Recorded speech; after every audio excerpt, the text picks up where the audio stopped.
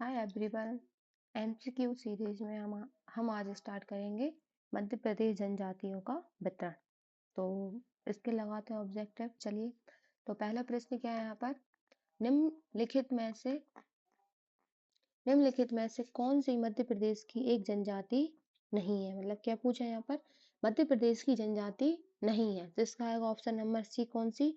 भोटिया जनजाति मध्य प्रदेश की नहीं है। मध्य प्रदेश में गोंड भी पाई जाती है, भील भी पाए जाते हैं और बैगा भी पाए जाते हैं। यहाँ क्या लिखा है, मध्य प्रदेश की प्रमुख जनजातियों के वितरण के बारे में।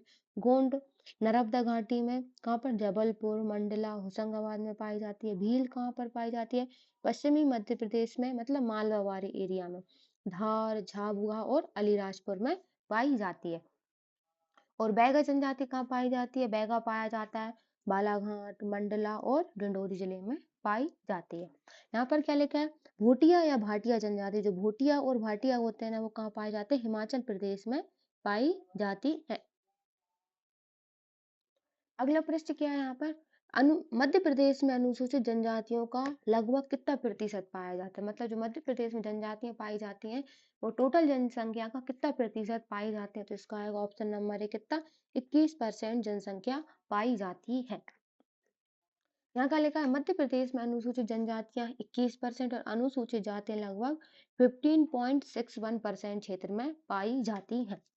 अगला प्रश्न क्या है, प्रतिशत की दृष्टि से मध्य प्रदेश में सर्वाधिक अनुसूचित जनजाति वाला जिला कौन सा है। मतलब जिसमें वह कौन सा जिला है जिसमें सबसे अधिक अनुसूचित जनजाति पाई जाती है, किसमें? प्रतिशत में पाई जाती है। जिसका आएगा ऑप्शन नंबर बी, अलीराजपुर में सबसे अधिक प्रतिशत में जनजातीय जनसंख्या पाई जाती है। तो इसमें यहाँ क्या लिखा है, सर्वाधिक अनुसूचित जनसंख्या वाले, अनुसूचित जनजाति जनसंख्या वाले प्रतिशत वाले जिले। तो पहला कौन सा हो गया? अलीराजपुर, झाबुआ, बड़वानी। अली, झाबुआ, बड़वानी। याद कैसे करेंगे? अली, झाबुआ, बड़वानी। सर्वाधिक अनुसूचित जनसंख्या प्रतिशत में पाई जाती है अली, झाबुआ, बड़वानी में। अगला प्रश्न क्या है, जोवट के भील किस प्रकार की दरी बनाते हैं। वह जोवट में जो भील रहते हैं वो किस प्रकार की दरी बनाते हैं। तो इसका आएगा ऑप्शन नंबर डी, पुंजा दरी बनाते हैं, जो बहुत फेमस भी है। कौन सी? जोवट के भीलों की पुंजा दरी। यहाँ क्या लिखा है पुंजा दरी के बारे में, अलीराजपुर जिले की जोवट तहसील की भील जनजाति द्वारा पुंजा दरियों का निर्माण किया जाता है। हाल ही में मध्य प्रदेश सरकार ने जीआई टैग प्रदान करने की मांग की है। मतलब जो मध्य प्रदेश सरकार है, इसे भौगोलिक संकट प्रदान करने के लिए मांग कर रही है। अगला प्रश्न क्या है यहाँ पर, प्रतिशत की दृष्टि से मध्य प्रदेश में न्यूनतम अनुसूचित जनसंख्या जनजाति कहाँ पाई जाती है। मतलब प्रतिशत की दृष्टि से न्यूनतम जनजाति वाला जिला कौन सा है। तो इसका आएगा ऑप्शन नंबर बी, कौन सा? भिंड न्यूनतम अनुसूचित जनजाति वाला जिला है।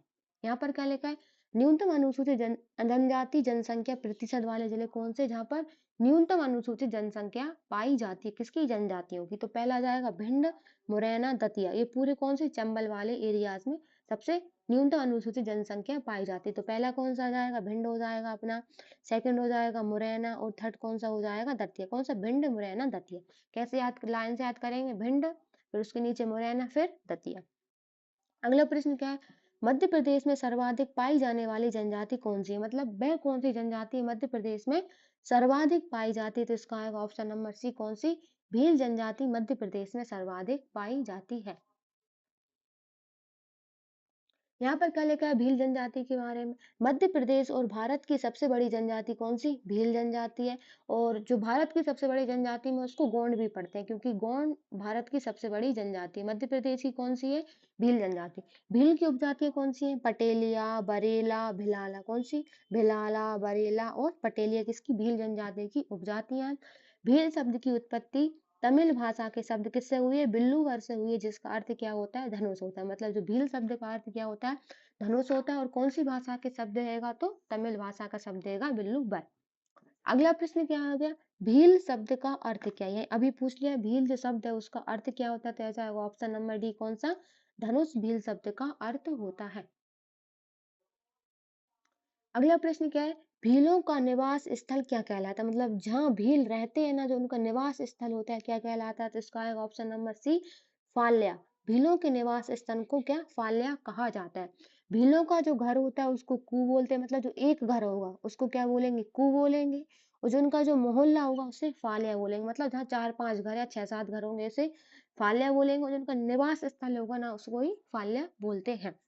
फिर आएगा अगला प्रश्न क्या है, भीलों के मकानों को क्या कहा जाता है? जो मकान होते हैं ना, उनका घर होता है, उसे क्या कहा जाता है? तो इसका आएगा ऑप्शन नंबर ए, कू कहा जाता है। मतलब भीलों के मकानों या घरों को क्या बोलते हैं? कू बोला जाता है। अगला प्रश्न क्या है यहाँ पर, सर्वाधिक गहना प्रिय जनजाति है, मतलब सर्वाधिक गहना प्रिय कौन सी जनजाति? तो इसका आएगा ऑप्शन नंबर ए, भील जनजाति सर्वाधिक गहना प्रिय जनजाति है। यहाँ पर क्या लिखा है, जनजातियों से संबंधित परीक्षा उपयोगी तथ्य। पहला क्या आएगा, सर्वाधिक गहना प्रिय जनजाति कौन सी हो गई? अपनी भील हो गई। सर्वाधिक श्रृंगार प्रिय कौन सी हो गई? बंजारा हो गई। और गुदना प्रिय कौन कौन सी हो गई? गोंड और बैगा। तो यहाँ पर सेम फैक्ट देंगे, थोड़ा सा अंतर है, उनमें कंफ्यूज भी बहुत होता है जे पॉइंट में। तो यहाँ पर क्या आएगा, क्लियर रखना इन चीजों को। तो यहाँ पर क्या लिखा, सर्वाधिक गहना प्रिय कौन से हो गए? अपने भील हो गए गहना प्रिय। श्रृंगार प्रिय अपनी बंजारा, श्रृंगार बंजारा, ये रा रा से लास्ट में रा आ रहा है तो इससे पकड़ सकते हैं इसको, श्रृंगार बंजारा। और गुदना प्रिय में गोंड और बैगा जनजाति आती है। अगला प्रश्न क्या है, भीलों के द्वारा की जाने वाली कृषि को क्या कहते हैं? मतलब जो भील जनजातियों के द्वारा कृषि की जाती है उसे क्या कहा जाता है? तो इसका आएगा ऑप्शन नंबर ए, चिमाता कहा जाता है। जो भीलों के द्वारा झूम कृषि की जाती है उसे चिमाता कहते हैं। यहाँ पर क्या लिखा है झूम कृषि के बारे में, झूम कृषि एक प्रकार की आदिम प्रकार की कृषि है जिसमें पहले वृक्षों तथा वनस्पतियों को काटकर उन्हें जलाकर उनकी राख में कृषि की जाती है। मतलब एक एरिया में बहुत सारे पेड़ वनस्पतियां, उनको काट दिया जाएगा, वो कट जाएंगे तो वहां पर राख बन जाएगी, तो उस राख में ना कृषि की जाती है। इसे क्या बोलते हैं? भीलों में से चिमाता भील जनजातियों की, या दहिया और बेवार किस्म बैगा में बोलते हैं झूम कृषि होती है। वर्तमान में कृषि मतलब प्रतिबंधित क्षेत्र है, मतलब फिर भी की जा रही है उसमें। एक जगह के पेड़ काटे, वहां पर राख बनाकर उस कृषि की, तो उसमें कंटिन्यू कृषि नहीं की जाती, फिर अगले स्थान पर ये प्रक्रिया प्रोसेस के द्वारा वहां पर कृषि की जाती है। तो अगला प्रश्न क्या हुआ अपना, भील जनजाति से संबंधित नहीं है, मतलब कौन सा भील जनजाति से संबंधित नहीं है? तो यहाँ पर पिथौरा चित्रकला भील जनजाति से संबंधित है, तो ये तो होगा। श्री नंदना नृत्य भी भील जनजाति से संबंधित है। डी गवरी नृत्य भी भील जनजाति से संबंधित है। इसका आएगा ऑप्शन नंबर डी, कौन सा? कर्मा नृत्य भील जनजाति से संबंधित नहीं है, तो इस अपना आंसर हो जाएगा। यहाँ पर क्या लिखा है, भील जनजाति से संबंधित तथ्य। पिथौरा भीलों की प्रसिद्ध चित्रकला है जिसके मुख्य कलाकार पेमा फात्या कहलाते हैं। मतलब जो पिथौरा मतलब एक प्रकार की भित्ति चित्रकला होती है जिसको दीवारों पर उकेरा जाता है, तो ये भीलों में प्रसिद्ध है। तो इसमें कौन आएगा, प्रमुख कलाकार कौन से हैं? पेमा फाल्या है। और इसमें क्या होता है, जो प्रमुख रूप से ना घोड़े के चित्र बनाए जाते हैं। और गवरी नाट्य भी भीलों का प्रमुख लोक नाट्य है। नंदना प्रिंट के कपड़ों भी भील जनजाति का अधिक प्रयोग करती है, किसकी? नंदना प्रिंट है। और कर्मा नृत्य हैगा ना बैगा और गोंड जनजाति से संबंधित हैगा। भीलड़ बाबा मनुष्य और पशुओं से सर्प की रक्षा करने वाले देव होते हैं। कौन? भीलड़ बाबा कौन होते हैं? मनुष्य और पशुओं की रक्षा करने वाले देवता होते हैं। अगला प्रश्न क्या है, इतिहासकार कर्नल टोड ने भीलों को क्या कहा? मतलब एक इतिहासकार थे कर्नल टोड ने भीलों को क्या कहकर पुकारा, मतलब उन्होंने क्या कहा है? तो इसका आएगा ऑप्शन नंबर बी, बनपुत्र। कर्नल टोड ने भीलों को क्या बनपुत्र कहा है? इतिहासकार कर्नल टोड ने भीलों को बनपुत्र और टोलमी ने तीरंदाज बोला है। टोड ने क्या बोला है? बनपुत्र बोला है, और टोलमी ने क्या बोला है? तीरंदाज बोला है। अगला प्रश्न क्या आएगा अपना, मध्य प्रदेश में कंगी कला का आविष्कार मानी जाती है, मतलब कौन सी जनजाति को कंगी कला का आविष्कार माना जाता है? तो इसका आएगा ऑप्शन नंबर सी, बंजारा जनजाति को कंगी कला का आविष्कारक माना जाता है। यहाँ क्या लिखा है बंजारा समुदाय के बारे में, कंगी बनाने का श्रेय बंजारा जाति को दिया जाता है। बंजारा जाति को घुमक्कड़ जाति भी कहा जाता है, मतलब ये घुमक्कड़ जाति है। बंजारा समुदाय मध्य प्रदेश को पिछड़ा वर्ग के अंतर्गत शामिल किया गया। बंजारा जाति का तलवार नृत्य काफी प्रसिद्ध है, मतलब बंजारा जाति के द्वारा जो नृत्य किया जाता है उसे कौन सा किया जाता है? तलवार नृत्य किया जाता है। अगला प्रश्न क्या है, इनमें से कौन सी जनजाति कौन सी श्रृंगार प्रिय जनजाति है? तो अभी पढ़ा था आपने कौन सी, ऑप्शन नंबर डी, बंजारा जनजाति श्रृंगार प्रिय जनजाति है। अगला प्रश्न, सैतम नृत्य किस जनजाति से संबंधित, मतलब जो सैतम नृत्य होता है ना कौन सी जनजाति करती है? तो इसका आएगा ऑप्शन नंबर डी, भारिया जनजाति के द्वारा सैतम नृत्य किया जाता है। यहाँ पर क्या लिखा है, मध्य प्रदेश में जनजातीय नृत्य भारी जनजाति संबंधित भड़म और सैतम। कौन से नृत्य हैं? दो नृत्य हैं। भारी जनजाति कौन से? भड़म और सैतम। मतलब इसको याद करने की ट्रिक होती है, भारी जनजाति कैसे गिर गई? भड़म से सैतम करके गिर गई, तो कौन से? भड़म और सैतम हुए। बैगा जनजाति ये याद ही रहते हैं, कर्मा, परधोनी, रीना और बिल्मा। कौन कौन से? बैगा, कर्मा हो गया, परधोनी, रीना और बिल्मा। कोरकू जनजाति चटकोरा, ढांडल और गदली गदली नृत्य किसके द्वारा किया जाता है? गोरकुओं के द्वारा।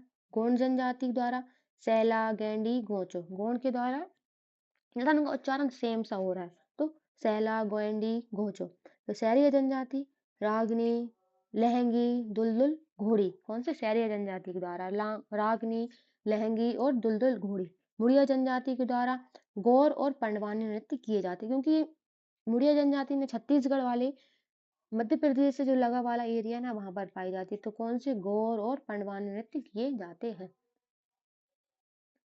अगला प्रश्न क्या होगा यहाँ पर? कर्मा और रीना किस जनजाति के नृत्य हैं? अभी पढ़ा था अपन ने, कर्मा और रीना कौन सी जनजाति के नृत्य हैं? तो ऑप्शन नंबर ए, बैगा जनजाति के द्वारा कर्मा और रीना नृत्य किए जाते हैं। अगला प्रश्न, चटकोरा नृत्य किस जनजाति के द्वारा किया जाता है? तो इसका आएगा ऑप्शन नंबर ए, कोरकू। चटकोरा कोरकू के द्वारा किया जाता है। अगला प्रश्न, गौर नृत्य किसके द्वारा किया जाता है? तो मुड़िया जनजाति के द्वारा किया जाता है। गौड़ और एक कौन सा पढ़ा था अपन ने? पंडवानी। कौन सा? पंडवानी नृत्य भी गौड़ जनजाति के द्वारा किया जाता है। कौन सा? पंडवानी। अगला प्रश्न क्या है? मध्य प्रदेश की निम्नलिखित जनजातियों में से किसकी सांस्कृतिक पहचान भगोरिया नृत्य शैली है? मतलब जो मध्य प्रदेश में जनजातियां पाई जाती हैं, उनमें से कौन सी जनजाति की जो सांस्कृतिक पहचान है, कौन सी? भगोरिया नृत्य शैली है। तो सबको पता है ऑप्शन नंबर बी, भील जनजाति के द्वारा भगोरिया नृत्य किया जाता है। भगोरिया उत्सव या नृत्य के बारे में यहाँ क्या लिखा है? भील जनजाति का प्रमुख उत्सव या नृत्य है भगोरिया, सर्वाधिक धूमधाम से झाबुआ और अलीराजपुर जिले में मनाया जाता है, क्योंकि यहीं पर सबसे ज्यादा भील जनजाति पाई जाती है। मालवा क्षेत्र के 20 स्थानों पर होली के समय 7 दिन के लिए आयोजित किया जाता है। इसमें क्रमशः 3 चरण होते हैं। पहला कौन सा होगा? गुलालिया, गोल गधेड़ो और उजाड़िया होता है। पहले में क्या होता है? गुलालिया होता है, फिर गोल गधेड़ो होता है और उजाड़िया होता है। गुलालिया में क्या होता है? मतलब इसमें प्रणय विवाह होता है, पसंद से शादी की जाती है। तो उसमें क्या होता है? गुलालिया में लड़का होता है, वो लड़की को गुलाल लगाता है, दोनों राजी होते हैं, दोनों साथ में भाग जाते हैं, दोनों गोल गधेड़ों में जाते हैं। फिर इसमें क्या होता है? अगर इन दोनों को पकड़ नहीं पाते तो इन दोनों की शादी हो जाती है। उजाड़िया क्या होता है? लास्ट के 3 या 2 डेज मनाया जाता है। तो इसमें क्या होता है? जो बाजार या मार्केट लगा होता है वो उजड़ जाता है। अगला प्रश्न क्या है? भगोरिया उत्सव निम्न में से किस क्षेत्र में आयोजित किया जाता है? तो इसका इंदौर, भोपाल, होशंगाबाद तो बिल्कुल नहीं होंगे, तो इसका है ऑप्शन नंबर डी, झाबुआ में भगोरिया उत्सव आयोजित किया जाता है। अगला प्रश्न, भगोरिया उत्सव किस क्षेत्र में मनाया जाता है? तो इसका है ऑप्शन नंबर बी, मालवा वाले क्षेत्र में भगोरिया उत्सव मनाया जाता है। अगला प्रश्न क्या है? भगोरिया उत्सव मध्य प्रदेश के कितने स्थानों पर आयोजित होता है? अभी पढ़ा था आपने, कितने स्थानों पर मनाया जाता है? ऑप्शन नंबर बी, 20 स्थानों पर भगोरिया उत्सव मनाया जाता है। अगला प्रश्न, इनमें से कौन सी अलीराजपुर की एक प्रमुख जनजाति है? मतलब जो अलीराजपुर जिले की प्रमुख जनजाति, तो इसका है option number B, Bhilala. Bhilala जनजाति अलीराजपुर जिले की कौन सी प्रमुख जनजाति मानी जाती है? क्योंकि ये भील की उपजाति है, तो भील कहाँ पाया जाता है? अलीराजपुर में। तो उसकी उपजाति भी कौन से एरिया में पाई जाती है? अलीराजपुर में। तो इसका आएगा option number B, Bhilala. Alirajpur में रहने वाली भिलाला भीलों की एक उपजाति है। भील इनकी अन्य उपजातियां कौन सी होती हैं? पटेलिया, बरेला, भिलाला और उजला भील होते हैं। अगला प्रश्न कौन सा हो गया?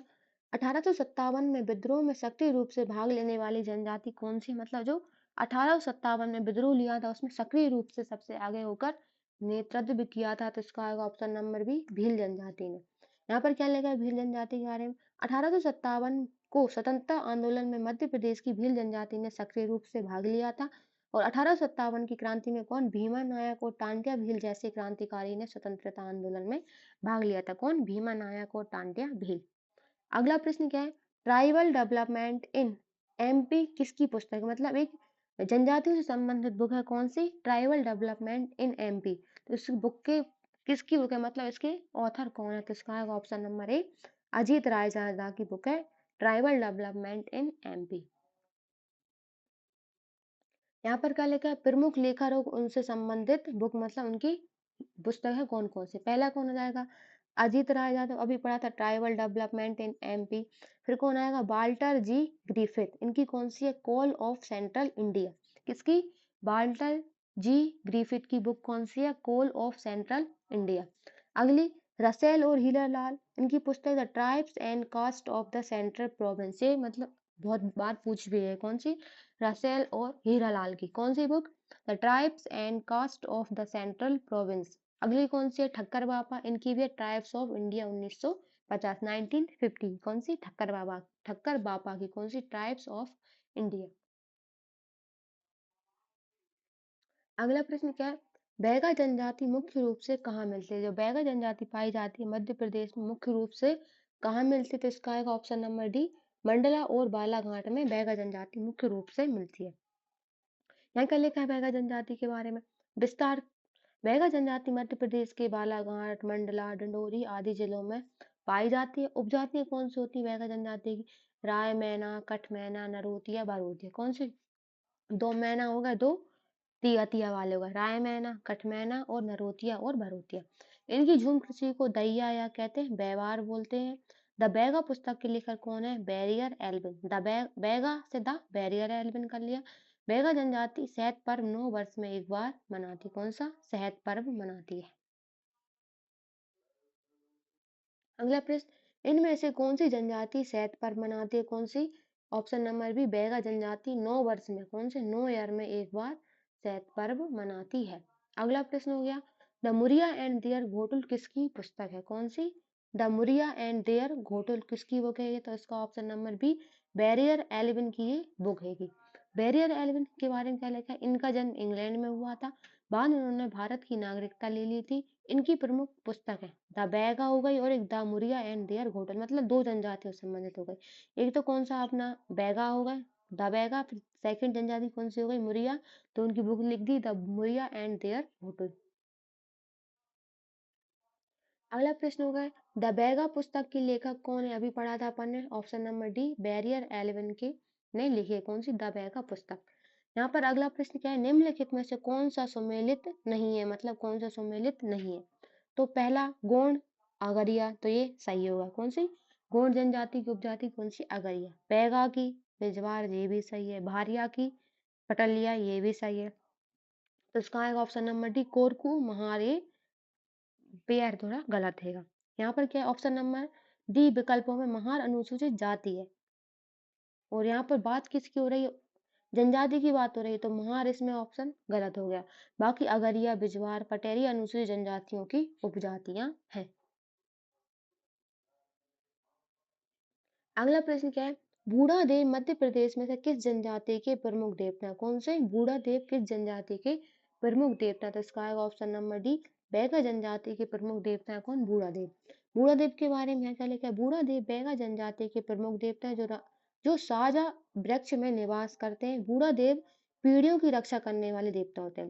मतलब ये पूछा जाने लगा है, कौन सा देव किससे संबंधित है और वो उनका मतलब क्या काम करते हैं, तो आएगा बूढ़ा देव क्या करते हैं, पीढ़ियों की रक्षा करते हैं। बैगा जनजाति के अन्य देवताओं में ठाकुर देव और कौन सी, दूला देव भी किसके, बैगा जनजाति में शामिल है।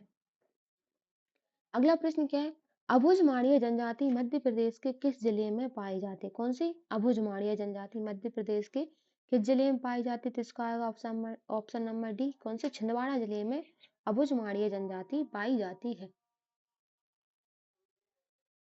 यहाँ पर क्या लिखा है अबुझमाड़ी जनजाति के बारे में, यह गोंड की एक उपजाति है, कौन सी, अबुझमाड़ी, गोंड जनजाति की एक उपजाति है। यह मध्य प्रदेश के छिंदवाड़ा, बैतूल, सिवनी, मंडला जिलों में पाई जाती है, कौन से, छिंदवाड़ा, बैतूल, सिवनी, मंडला जिलों में पाई जाती है। अबुझमाड़ का अर्थ होता है अज्ञात वन या ऊंची भूमि के निवासी, क्या मतलब होता है, अज्ञात भूमि या ऊंची भूमि के निवासी। अगला प्रश्न क्या हो गया, निम्न जनजातियों में से जिनका नाम उन्हें प्रायद्वीपीय भारत के पुराने हिस्से से मिला है, मतलब वह कौन सी जनजाति है जो जिनका नाम जो भारत का नीचे वाला एरिया है ना, साउथ का, जैसे प्रायद्वीपीय भारत कहते हैं, उससे पुराने हिस्से से मिलता है, तो इसका आएगा ऑप्शन नंबर ए, कौन सा, गोंड जनजाति। गोंड जनजाति का नामकरण प्रायद्वीपीय भारत के पुराने से, जैसे गोंडवाना क्षेत्र कहा जाता है, उसके नाम पर पड़ा है, कौन सा, गोंड जनजाति। अगला प्रश्न क्या है यहाँ पर? गौड़ जनजाति में दूध लौटावा प्रथा किससे संबंधित है? मतलब ये गौड़ जनजाति में दूध लौटावा प्रथा चलती है, तो किससे संबंधित है? तो इसका आएगा ऑप्शन नंबर सी, विवाह से संबंधित है। कौन? दूध लौटावा प्रथा किसमें पाई जाती है? गौड़ जनजाति में। यहाँ पर क्या लिखा है? गौड़ जनजाति में। गौड़ जनजाति मध्य प्रदेश की दूसरी सबसे बड़ी जनजाति है। विस्तार कहाँ पर है इसका? नर्मदा घाटी के दोनों ओर मिलता है। और विवाह पद्धति कौन सी होती है? दूध लौटावा और लम्बसेना विवाह पाया जाता है। कौन सी? गौड़ जनजाति में। अगला प्रश्न, मड़ई उत्सव किस जनजाति से संबंधित है? मतलब एक मड़ई उत्सव मनाया जाता है, तो कौन सी जनजाति से संबंधित है? तो इसका आएगा ऑप्शन नंबर डी, गौड़ जनजाति ही मड़ई उत्सव मनाई जाती है। मड़ई के बारे में यहाँ क्या लिखा है? मड़ई सतपुड़ा क्षेत्र में गौड़ जनजाति का प्रमुख त्योहार है। यह दिवाली दीपावली के एक दिन बाद से शुरू होकर देव उठनी 11 तक अलग अलग स्थानों पर मनाया जाता है। इसमें मयूर के पंख की ढाल बनाकर पूजा की जाती है। अगला प्रश्न क्या है? टोला किस जनजाति का मोहल्ला कहलाता है? मतलब एक जनजाति में मोहल्ला होता है, उसे क्या कहते हैं? टोला कहते हैं। तो कौन सी जनजाति के मोहल्ले को टोला बोला जाता है? तो इसका आएगा ऑप्शन नंबर ए, कौन सी? गौड़ जनजाति के मोहल्ला को क्या टोला बोला जाता है। यहाँ पर क्या लिखा है? प्रमुख जनजातियों के निवास स्थान के नाम। यहाँ पर कौन सी जनजाति लिखी है? एक साइड क्या लिखा है? निवास स्थान। गोंड के निवास स्थान है मोहल्ला क्या बोलते हैं? टोला बोलते हैं। भारियों में क्या बोला जाता है? ढाना बोला जाता है। क्या बोला जाता है? ढाना। और भील का फाल्या पढ़ा था आपने, और सहरिया का सहरोल या सहराना। तो क्या हो गया? गोंड का हो गया टोला, भारिया का हो गया ढाना, और भील का हो गया फाल्या, और सहरिया जनजाति का हो गया सहरोल या सहराना। अगला प्रश्न क्या है यहाँ पर? गौड़ जनजाति का पुजारी किसे कहा जाता है? मतलब गौड़ जनजाति में पुजारी पाए जाते हैं, तो उसे क्या बोलते हैं? तो option number C, Devri. Gaur जनजाति के पुजारी को क्या बोलते हैं? देवरी बोला जाता है। यहाँ पर क्या लिखा है? गौड़ जनजाति के पुजारी को देवरी या प्रधान कहा जाता है। क्या? देवरी और प्रधान कहा जाता है। अगला प्रश्न, गौड़ जनजाति का सामाजिक सांस्कृतिक अध्ययन निम्न में से किसने किया? मतलब गौड़ जनजाति का अध्ययन किया है किसने? सामाजिक और सांस्कृतिक अध्ययन किया है, तो किसने किया? तो इसका आएगा ऑप्शन नंबर ए, प्रोफेसर श्याम चरण दुबे के द्वारा गौड़ जनजाति का सामाजिक और सांस्कृतिक अध्ययन किया गया है। यहाँ पर क्या लिखा है? प्रोफेसर श्यामचरण द्विवेदी के बारे में। प्रोफेसर श्यामचरण द्विवेदी का जन्म मध्य प्रदेश के कहाँ पर? नरसिंहपुर में हुआ था। जिले में 25 जुलाई 1922 में हुआ था। यह प्रसिद्ध मानव शास्त्री, कौन? मानव शास्त्री रहे हैं जिन्होंने गौड़ जनजाति का सामाजिक एवं सांस्कृतिक अध्ययन किया है। इनकी पुस्तक का नाम है क्या आएगा? Indian village. अगला प्रश्न क्या है? कौन सी जनजाति लोहासुर को अपना देवता मानती है? मतलब लोहासुर को अपना देवता मानती है, तो इसका आएगा ऑप्शन नंबर डी, अगरिया जनजाति लोहासुर को अपना देवता मानती है। यहाँ पर क्या लिखा है अगरिया जनजाति के बारे में? गौड़ जनजाति की उपजाति अगरिया लोहासुर को अपना देवता मानती है। अगरिया जनजाति उड़द दाल को शुभ संकेत के रूप में प्रयोग करती है। किसको? उड़द दाल को शुभ संकेत के रूप में प्रयोग करती है और अपने मुख्य देवता लोहासुर को मानती है। अगला प्रश्न क्या है? पचमढ़ी क्षेत्र में रहने वाले कोरकू जनजाति के लोगों को क्या कहा जाता है? मतलब जो पचमढ़ी क्षेत्र में कोरकू जनजाति पाई जाती है ना, उनके लोगों को क्या बोला जाता है? तो इसका आएगा ऑप्शन नंबर बी, बंदोरिया बोला जाता है। यहाँ पर क्या लिखा है कोरकू जनजाति के बारे में? विस्तार सतपुड़ा क्षेत्र में मध्य प्रदेश के दक्षिणी जिले जैसे बैतूल, खंडवा, होशंगाबाद जिलों में निवास करती है। उपजातियां बाबरिया, बंदोरिया। बंदोरिया कहाँ पाए जाते हैं? पचमढ़ी में पाए जाते हैं, जो यहाँ पर प्रश्न में पूछा है। और कौन से हो गए? पठारिया, दुलारिया। प्रमुख देवता कौन होते हैं? चंद्रमा को ये मानते हैं। उपजाति कौन सी हो गई? बावरिया, बंदोरिया, पठारिया और दुलारिया। अगला प्रश्न क्या है यहाँ पर? कोरकू जनजाति मध्य प्रदेश के किन जिलों में मुख्यतः पाई जाती है? कौन से? मध्य प्रदेश के कौन से जिलों में मुख्यतः रूप से पाई जाती है? तो इसका आएगा ऑप्शन नंबर ए, दक्षिणी जिलों में मुख्य रूप से पाई जाती है। कौन से? बैतूल, खंडवा, होशंगाबाद आदि जिलों में पाई जाती है। अगला प्रश्न, मेघनाथ उत्सव किस जनजाति के द्वारा मनाया जाता है? मतलब एक उत्सव मनाया जाता है, कौन सा? मेघनाथ उत्सव। तो किस जनजाति के द्वारा मनाया जाता है? तो इसका आएगा ऑप्शन नंबर डी, गौड़ जनजाति के द्वारा मेघनाथ उत्सव मनाया जाता है। यहाँ पर क्या लिखा है मेघनाथ उत्सव के बारे में? यह उत्सव सतपुड़ा क्षेत्र के कौन से? छिंदवाड़ा, बैतूल, होशंगाबाद जिलों में गोंड और कोरकू मतलब दोनों जनजाति मनाई जाती है। गोंड भी मनाती है और कोरकू भी मनाई जाती है। वो ऑप्शन में क्या है था, कोरकू नहीं था, तो अपन ने आंसर क्या लगाया, गोंड। यह पर्व होली के एक दिन बाद से प्रारंभ होकर 15 दिन तक अलग अलग स्थानों पर चलता है। इसमें झंडा या खम्ब स्वांग नाट के रूप से भी जाना जाता है। किसको, मेघनाथ उत्सव को किसके, खम्ब स्वांग के नाम से भी जाना जाता है। अगला प्रश्न क्या हो गया, सुडोली प्रथा किससे संबंधित है, मतलब एक प्रथा है, कौन सी, सुडोली प्रथा, तो किससे संबंधित है, तो इसका आएगा ऑप्शन नंबर डी, कोरकू जनजाति से संबंधित है। कौन सी, सिडोली प्रथा। यहाँ पर क्या लिखा है सिडोली प्रथा के बारे में, यह कोरकू जनजाति का एक मृतक संस्कार है जिसमें मृतक की याद में लकड़ी का स्तंभ बनाया जाता है। किसमें, सिडोली प्रथा में मृतक की याद में लकड़ी का स्तंभ बनाया जाता है। अगला प्रश्न क्या हो गया, सहरिया जनजाति किस क्षेत्र में अधिक संख्या में निवास करती है, मतलब किस कौन से क्षेत्र में सहरिया जनजाति अधिक संख्या में निवास करती है, तो इसका आएगा option number C, Morena, Sherpur और शिवपुरी वाले एरिया में सहरिया जनजाति अधिक निवास करती है। यहाँ पर क्या लिखा है सहरिया जनजाति के बारे में, सहरिया जनजाति मध्य प्रदेश के कौन से उत्तरी क्षेत्र में श्योपुर, मुरैना, ग्वालियर और शिवपुरी क्षेत्र में निवासरत होती है। सहरिया जनजाति को आदर के साथ खूटिया पटेल भी कहा जाता है। क्या कहा जाता है, आदर के साथ खूटिया पटेल कहा जाता है। अगला प्रश्न, किस जनजाति में लड़की का जन्म को अति शुभ माना जाता है, मतलब कौन सी जनजाति जिसमें लड़की का जन्म होता है ना उसे अति शुभ माना जाता है, तो इसका आएगा ऑप्शन नंबर सी, सहरिया जनजाति में लड़की के का जन्म होना शुभ माना जाता है।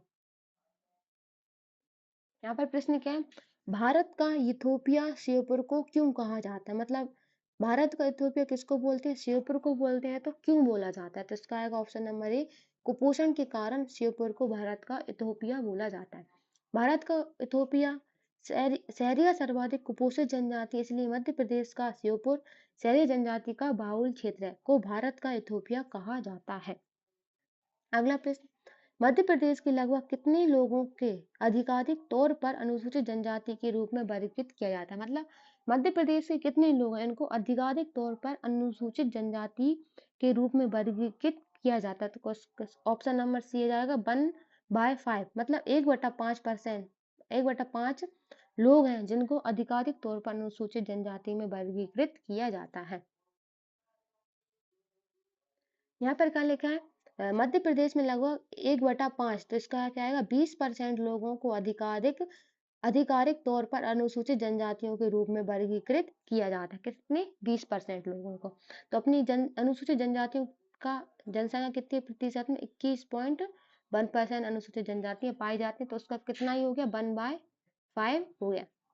अगला प्रश्न, जनजाति जनसंख्या की दृष्टि से मध्य प्रदेश का भारत में कौन सा स्थान है, किसमें, जनजाति जनसंख्या की दृष्टि से मध्य प्रदेश में कौन सा स्थान है, तो इसका ऑप्शन नंबर ए प्रथम स्थान रखता है।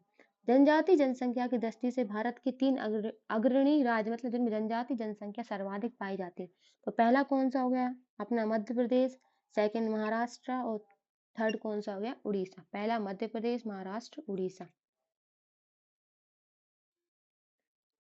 अगला प्रश्न क्या हो गया, संविधान की किस अनुसूची में मध्य प्रदेश के आदिवासी क्षेत्रों को श्रेणीबद्ध किया गया है, मतलब जो अनुसूचित क्षेत्र होते हैं ना उनको एक श्रेणी में श्रेणीबद्ध किया जाता है, किसमें, आदिवासी क्षेत्रों के रूप में, तो वह कौन सी सूची है, तो इसका आएगा ऑप्शन नंबर ए, 5वीं अनुसूची के तहत अनुसूचित जनजातीय क्षेत्रों को अनुसूचित किया जाता है, उसमें कौन से, मध्य प्रदेश के क्षेत्र भी शामिल है। यहाँ पर क्या लिखा है, संविधान की 5वीं अनुसूची के मध्य प्रदेश के आदिवासी क्षेत्रों को श्रेणीबद्ध किया गया है। आज हमने कर लिए 50 क्वेश्चन। अब वो जो भी जितने भी बचे हैं उनको हम नेक्स्ट क्लास में कंप्लीट करते हैं। चलो ठीक है, बाय बाय।